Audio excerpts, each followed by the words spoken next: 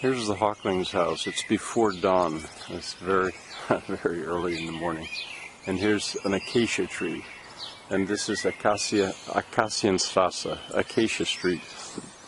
And I thought I would walk a little bit and film. I hope it's not too dark, but we're gonna travel pretty early. And so I thought I'd just show you what the neighborhood looks like.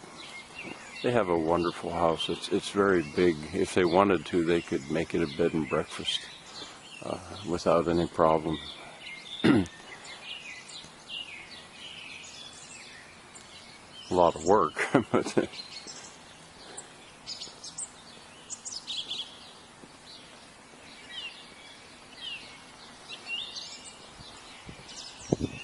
I'm not sure if I said yet, but I figured out why they put that little knuckle, it's called, on the bottom of the roofs. I never really understood that before this trip. That looks like fachwerk, but that isn't really. This is well, what we'd call in America a development. You know, these houses are all quite new. There's no fachwerk here, and Shirley says that the people in this town really aren't very rich, but rather they're poor. But the houses were built when a cement factory was here. But it closed in 1970 something.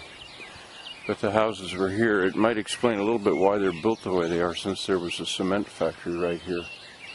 Thomas had said that it was not bombed. The cement factory was not bombed, and he said that was because it belonged to an American company.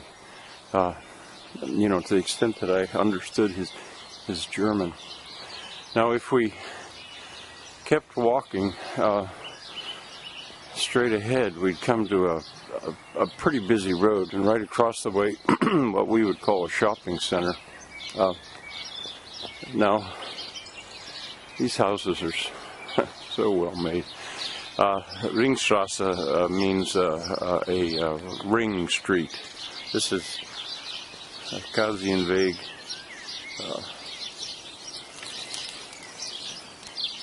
Man going to work. I don't know about the light, if you're going to be able to read that. And this Ringstrasse, I don't know if I really have the time to walk the whole way around it. I don't think I do. But I might start. I might start. I have a habit of getting myself lost in strange cities. This is no city, this is a little tiny town, but still, I'm very good at getting lost.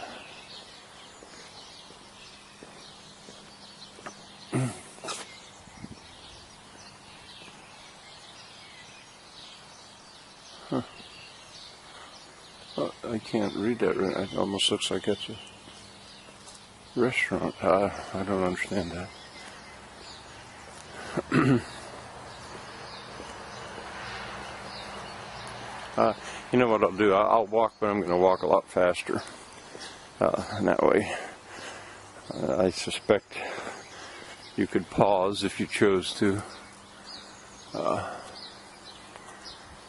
If you wanted to see, or if I later on wanted to see something in detail. This is certainly not the Germany that we're going to be going to see over the next few days. This is modern, everything very, very well. The old Germany, everything was very well kept too, but this in quite a different way. Lovely gardens, little paradises behind the houses. The first year I traveled, Hartmut, their neighbor, let me film his little paradise. I guess it would take some looking to find that link, or to find that video rather, but I think dormers that are built like that I find rather interesting. You know, with this light, I'm just not sure how well you're going to be able to see, but see what they did. And they often will tile in the chimneys.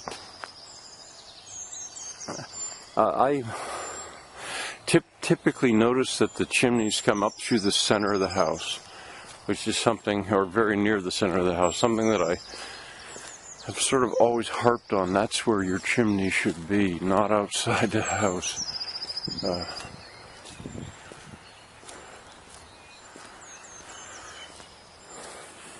I think these houses are pretty much mostly heated with oil, I think. But many people have wood burners that they use, and you'll see wood stacked different places. And guess what time of year it is by the forsythia they're coming out. I hope you're going to be able to see this and I'm not too wobbly. Oh, the reason for that knuckle on the roof, I think, is because that way the rafters don't have to have what's called a bird's mouth cut in them, or cat's mouth. You don't have to cut into the rafter, or at least not as much. The rafter can rest right on the wall, the long rafter, and then a little bit of a roofs the wall. That I often wondered about why they did that, because it seemed like a lot of extra work, but it could certainly keep the strength of your rafter a little bit better. Now that looks like an older, almost certainly that's an older house. I mean, at some point this must have been farmland and it was developed, so we're walking around a development. That also, of course, has, oh well, I'm sure that's much older. Maybe that's what the original farm was. Another thing that I've said other places in my videos, that I think you'll see that today, that when you've got really good construction, the old and the new, or the countrified and what's in towns, are related. It's not that different. I've seen that in Switzerland. Even the little sheds and the barns were built in much the same way that the fancier work in town is done. Now it's different here because, as I said several times, there's no fachwerk here. These are built almost more like Dutch houses, in that they're mostly brick. And there's the Hockling's house again. They really think of it as two houses, which is probably accurate. There's the house at the front, and then at a certain point, somebody, I don't know if it was the woman that they bought it from or not, added a sort of a second house in the back under a flat roof. And on that flat roof, I had suggested that they think a little bit about building a roof garden, it would be called, which would really be nice. And Shirley, of course, now is a builder. Well, she's an apprentice, but she understands the building trade, and she can do about anything. Oh, there she sits at her computer. I'm going to go on in.